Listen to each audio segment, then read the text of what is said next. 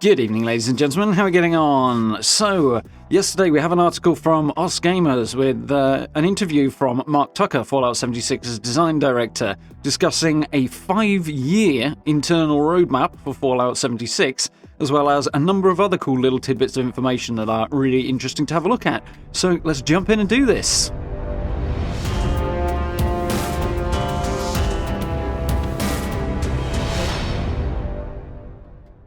Okay then, yes, this is something I'm really happy to be covering today, because hearing news about the long-term lifespan of 76 is always good to hear, and I've said in previous videos that I had no expectation that 76 was going anywhere at all, and listed my reasons for that. I will link that if you really want to go back over those reasons, but as we have confirmation here, the game is currently having its 5-year roadmap planned out, which is really awesome. So to follow that up, I'm going to open with one of the later quotes in this article that Mark Tucker gave, which sums it up quite nicely. That is, the message to our players is, there should be no reason to think that we're not going to continue updating this game. We have things that we're doing to ensure we can continue producing updates for the game for a long period of time. We've got a lot of fun, cool stuff that I can't wait to tell people about, stuff that is beyond this year. Obviously, we've already got the 2022 roadmap, that's this year. The stuff he's referring to is further out than that. And as this article covers, there is stuff from, the 5 years coming up. So let's have a look at that. So, quite a good article here, lots of stuff. I will, of course, link it down below if you want to check it out. Not going to cover every tiny little bit of detail in here. The video would be too long, plus there's other reasons as well. But if you do want to check it out, in fact, I strongly suggest you do. There will be a link in the description. So, definitely go and have a little read. So, we have the opening comment. A lot of my time right now is spent planning the 3 to 5 year roadmap. Fallout 76 design director Mark Tucker says, the 3-year roadmap is a lot more understood and known. At 5 years, it gets a little more fuzzy, but we're dedicated to updating Fallout 76. The message to our players is there should be no reason to think we're not going to continue updating this game. So yeah, a 3-year roadmap's a lot more understood, 5 years gets a bit fuzzy. That's fair, I think. Obviously, they're trying to predict the future at that point, and what might happen in the next few years, and what people might be most interested in, what they might respond to best, especially when we're talking about unreleased content. It's a tad difficult to predict. The old crystal ball is none too reliable, so that's about what we'd expect, but they're at least penciling in the long-term plans for the game for 5 years, so looking at that, obviously, they're not going to share that detail any quicker than they usually do. So we'll see a roadmap for 2023 in probably March of next year, and then 2024 of March that year, so on and so forth, as per they usually do. But this is an internal one they're talking about. So looking at the wider Bethesda landscape as to how this might fit in, 5 years from now takes us to 2027. By that point, in all likelihood, Elder Scrolls 6 will be out. The likely launch dates for that, assuming Bethesda stick to their current existing release schedule as per what they've done since Fallout 3 came out, then that's sort of 3 to 4 years. So in all likelihood, Elder Scrolls 6 will be out by then, either 25 or 26, and they've still got some tentative plans for Fallout 76 in that period. That also means that in all likelihood, Fallout 5 will be going into main development by that point. So they've got plans for 76 all the way up to the likely point at which Fallout 5 will go into its main development phase. So that's cool. Obviously, it's the fuzziest part of the plan, and making assumptions about what's going to happen that far out, about other games as well that haven't even entered development yet, is risky business, to say the least, but that's likely where it's going to be. Also, just because it's 5 years doesn't necessarily mean there won't be 6, 7, 8, and so on. It just means that the further out you go, the harder it is to be sure what they're going to be working on, what will work in the meantime, what won't work in the meantime, what people are going to be most interested in, etc, etc, etc. And obviously delays and things when things take longer to create, as he'll be talking about in this in a minute. So, going too far out doesn't necessarily help that much, but it also doesn't mean that 5 years is when it's going to stop at all. We shouldn't be taking that from it. In all likelihood, a couple of years from now, he'll be doing the same thing again and planning out a further extension to his internal roadmap. This is not the first time, incidentally, in 76's lifespan that they've said they've got a long-term internal roadmap. It has happened in the past, so very, very cool. So next up, we've got a section where they're talking about the roadmap for 2022. Obviously, we've covered that fairly extensively already, but some interesting stuff in here. They're talking about this year's roadmap being a direct response to player feedback. Obviously, we know there are things in there that we would have liked to have seen that aren't on the roadmap, and some things in there that are surprising as well. So one of the big quotes here is that a consistent piece of feedback that we've been getting for a while is players want to see new public events in the game. We've definitely put a lot of effort into making sure that we can add a lot of new ones, including a new region boss at the end of the year. So yeah, new region boss is a really cool thing. It's basically looking... Well, we'll have to wait and see what it's going to be, but my guess is it's going to be an ash heap equivalent of the Scotch Beef Queen. And if that works well, hopefully in future we'll see some for other regions as well coming in, because those function sort of like world bosses in other games, where they fill that kind of social role, for want of a better way of putting it. So more of those would be good. It'll give us more variety of things to do in the end game, which is also what the whole public events thing's about, which is really cool. Obviously, developing the end game is even more than just public events, something players have been asking for a long time. And this is obviously geared in towards that, as are a number of other things, including expeditions, which we'll talk about in just a sec, because there's some cool news on that too. But yeah, definitely responding to some cool feedback there, and working on a part of the game that a lot of people have been wanting to see a lot more variety added to for a long time. And when we look at that roadmap, then you can definitely see the goal is there to do that, which is really, really cool. So, without going into too much detail, there's a whole couple of paragraphs here on Invaders from Beyond and what the team were wanting to do with that and their ideas, touching on its lighter-hearted side of Fallout and why they went with seasonal events and stuff like that. That's interesting, but not vastly profound, so I think we'll drift on past that. As I say, have a look at the description for a link to this article and you can have a little read yourself. It's quite cool. So, Fallout 3 is going to be a major influence this year with the Pit expeditions coming. Leaving Appalachia is no doubt a big change of pace, even just visually. How did the team land on the Pit and the idea of missions outside the map? So yes, expeditions. Definitely want to get some news on this one. Why the Pit? Well, one of our big goals is a new feature called Expeditions, which was to allow you to visit different locations in the Fallout universe. And that's something to keep in mind, because Expeditions is a feature in and of itself. The first location we're going to visit is the Pit, and we chose the Pit for a number of reasons. First, it's one of the fan favourites within the IP. It's also a great contrast between what you'll see and experience in Appalachia, and it's important to us to really fulfill the fantasy of I am not in Appalachia now. So, very, very cool.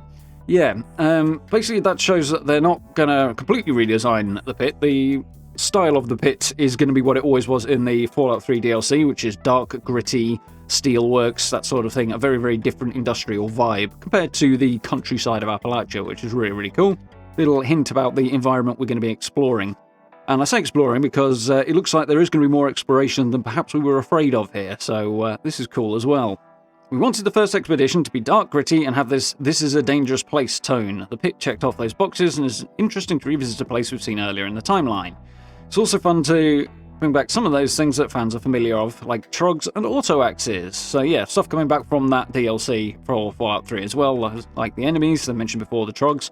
To be honest, I can't remember those that clearly, but I think I only played the Pit that one time, way back when, so, and even that wasn't on the channel, so, yeah, definitely going to have to play me some Fallout 3 before too long, I think. And auto-axes, pretty sure I didn't use them either, but it'll be definitely cool to see some of those old fan favourites making way back in. Adds more variety to 76 as well, because new weapons, new enemies, and, yeah, should be really, really cool to explore in a very contrasting environment to 76. So this next section on expeditions is really cool as well, because we've got some little hints of detail here that we didn't really have. Some of the stuff that's been data mined out already, plus some of the stuff we've been told.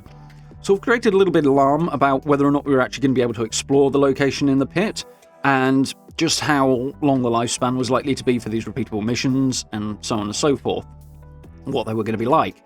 But we've got a few details here that make it seem like this should be a little bit more positive than we were perhaps afraid of, and like there'll be more exploration and a bit more lifespan to this than we might have been concerned about, so that's really, really cool to hear. So, expeditions or missions present a different play loop to what we've had before. We're pushing this idea of challenging missions that are replayable, cool, so endgame content, definitely what we need, but are replayable with a lot of variety. So I hope they can hit that one. If we can get some variety in there, that's always welcome. It expands the lifespan, it's more interesting, so on and so forth. Obviously, we've kind of figured out there are going to be multiple different mission types in expeditions, and they've said before that there are different areas within the Pit that you'll go to with different missions, so whether or not every mission can apply to every area or not, we don't know, but different locations within this new larger Pit location and different missions within that as well to get variety going on. So that's definitely cool.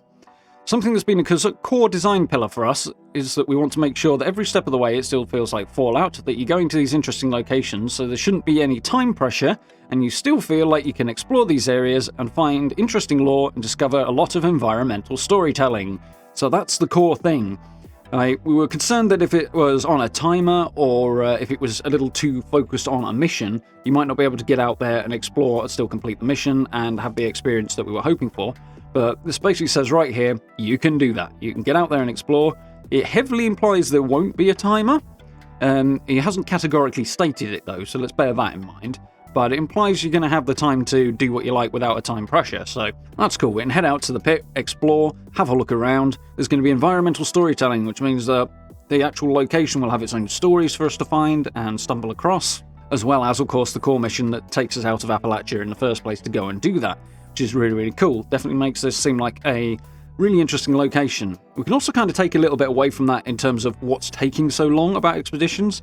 At the point we're coming up to, by September, it will be the better part of 2 years since expeditions were first mentioned and appeared on the earliest roadmaps as for something that they were working on. So that's a long development time for this thing. I mean, obviously we know the team working on 76 is quite small, and this is clearly going to be a big project. This level of new environment to explore, a new location with multiple spaces within it, and environmental storytelling, plus obviously characters, factions, we know those are going to be in there, new enemies, returning enemies, new equipment, plus a whole new location they've got to build from the ground up, explains quite distinctly why this is taking so long. There's a lot of parts in this for them to put together in order to make expeditions a thing. Obviously there's also the stuff that happens on the Appalachia side as well, the leaving Appalachia and getting their stuff, so yeah, that's kind of why it's taking so long, I think. Which is, I think, understandable, because, as I say, relatively small team working on what is a heavy project for them, so, yeah. It's taking longer than perhaps we'd like, and I'm sure they'd love to have it done and out already and have people enjoying it, but reality doesn't really work that way, unfortunately. It's not going to be like previous DLC from other Fallout games, where there's a whole map you can stay in. We're always going to have Appalachia. At the edges of the map, you're going to see indicators for all these other places you can go to, where initially that'll be the pit. So looks like we can open up that paper map in 76 in Appalachia and see a marker saying the pit this way. You won't just be able to click on it and go there, because there's a whole setup string of missions that we have learned about from data mines and stuff, so you'd have to do that if you want to get outside of Appalachia, but you'll be able to see that the thing exists, which is cool. And as it goes on and they develop and add new expeditions, then we'll be seeing additional pointers coming up saying this location's that way, that location's that way, and so on and so forth. So that's really, really cool to see, and yeah, hearing the first little whispers about subsequent expeditions from an official source is really, really cool as well. So how you go about getting there and being assigned a mission, we're going to explain all of that in future. As I say, that's stuff that's already been basically data mined and we've talked about a bit. There's a new hub at the White Spring, you'll set up there, choose your mission, set up the preamble, which involves fueling your probably vertibird, so that it can get you there and back, and then you'll go on the expedition. But yeah, they'll obviously be sharing deeper, more in-depth details about that as time goes on. We're obviously concerned about fragmenting world populations and things like that, but ultimately we want players to have a place to go back to. And with that, we have a new hub that we've created in conjunction with the storyline of the pit and all future expeditions. So yeah, we'll have a jumping off point for all the expeditions. And that coming back thing, I think we can imply from that you're not going to be building camps in the pit. The idea is that you reach out to the pit, explore, do your thing, and then come back to Appalachia. You know, in the style of an expedition. It's a there and back again thing. So, not really surprising there, but a little bit of extra detail about how this whole thing's going to work.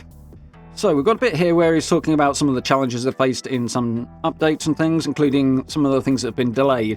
And obviously there were some things on the 2020 roadmap that were unexpected, but there are some things missing from it as well. There's no story content on it, for example, and there is things like 4-star legendaries and pets and other bits and pieces that we were hoping to see on there that aren't. Now, part of that could just be a graphic design thing, because that is a very neat little roadmap. So I wonder if that's part of it, and that some of these things might pop up. But towards the end of this article, Mark Tucker has actually talked about some of the challenges he's had, and the big one he's talking about is corpse highlighting, which obviously the idea is that it glows so you can see it more easily. Other games have had that, Fallout hasn't had it before. And he's talking about how much that has been a bigger challenge. So they had initial plans for it in Update 32, which I'm guessing was around about when Fallout Worlds came out, but it wasn't working, it wasn't on track, so they pushed it back to 34, which was just before Christmas, which was when we were actually expecting to see it. And at that point, obviously, right before that update went live, suddenly a very big bug apparently reared its head, and they were unable to push it out for that reason, so they had to yank it at the last minute, which that's unfortunate, but it's also the way these things go sometimes. It's disappointing, but that's game development, I fear.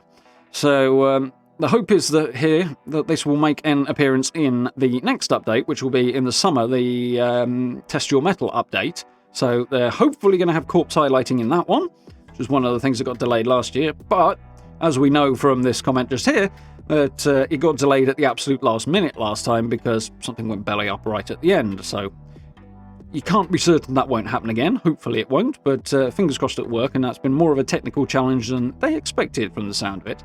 So, extrapolating from this, it seems likely that things like pets and 4-star legendaries and things like that have also proven to be more challenging than expected. They might make an appearance in other places on the roadmap in the next year, but they're not actually on that roadmap right now, so we'll have to wait and see on it, but obviously, they've got to wait until they've actually got the thing working properly before they push it out, otherwise, well, we know what happens when they don't. And particularly with 4-star legendaries, I imagine that's a real balancing problem, because adding additional legendary stuff in there that is worthwhile and is actually worth picking up is one thing, and obviously with some of the 3-star legendaries, that 3rd star is sometimes not that worthwhile. A lot of people don't even bother. So adding a whole extra star and making it worthwhile is not going to be easy, whilst at the same time making sure it doesn't make combat trivial. It's already a challenge with some things. I know I personally put some weapons I've used in the past back in the stash box and left them there just because combat became trivial. So getting that balance right so that you've got something that feels effective and useful and interesting, but also doesn't take out any point of doing combat, is something of a challenge that the developers will have to work on. That's probably part of the reason it's been delayed. Hopefully we see it appearing, hopefully we get some mentions of it later on in the year and we'll see it coming as part of one of the later updates. But until that point, we're going to have to wait and see. It's sort of a little talk there on exactly the sort of issues that they've run into and why things get delayed, which is nice to hear from the horse's mouth, but we mostly could probably have figured this stuff out anyway, I think. And it wraps out with the usual comment on free updates and the dedication of the team to producing more content in the long term. So yeah, all in all, there's some really, really cool stuff in this article, and some nice details. As I say, I haven't gone over every little bit of detail for varying reasons, but partly to keep this video to a sane length. I have linked the article down below, so do check it out. It's well worth a read. It's pretty interesting. It's a decent length of an interview as well, so definitely worth checking out. So OzGamer have definitely got themselves a little bit of a scoop here, which is really cool to see. Obviously, it's popping up being re-reported on social media now, so and here. So there's that too. But yeah, definitely worth having a read of this article, because everywhere else it's being shared doesn't have all of the information in it. So would recommend. But very, very cool. Nice to have a few more little tidbits about expeditions as well, knowing that we are actually going to have the time and opportunity to explore the pit. Is definitely something that I know I was a little concerned about, and I know others were concerned about. My intention, if it was not going to be that way, was just ignore the timer, go explore anyway, and if you happen to fail once or twice, no biggie, we'll worry about the timer in future. But seems like that's not going to be a problem, which is really, really cool. Could change. The thing's not out yet, so let's not make assumptions until the thing actually is out. Development, things change. But looks like we'll be able to freely explore, which is really, really cool to hear. And of course, mentions about the internal 5-year plan for 76 is a wonderful thing to hear, and good to know that they're expecting to be continuing to support this game well up into the future, until 2027, based on 5 years. And in all likelihood, I think we can conclude beyond that as well, so long as, of course, people are playing it, which was what they said from even before the game came out. So good to see them sticking to that. But yeah, really, really cool news, really, really good to have, really, really happy to be talking about this. So yeah. Awesomeness. So, I hope you guys found this useful and informative and you enjoyed this little update. If you did, please do consider dropping subs and likes for me. I very, very much appreciate it. Alongside the link to the article down below in the description, you can find my social media links and the merch store as well. And on that shiny blue button as well, channel memberships, if you're interested in supporting the channel in those ways. I very, very much appreciate it. It really helps out. Massive thank you to everyone who's done that. And of course, we are playing Fallout 76 and a few other bits and pieces as well on live stream as well. So do join us for those if you get the chance. Good time to be had. But for now, thank you very much for watching, and I look forward to speaking to you all very, very soon.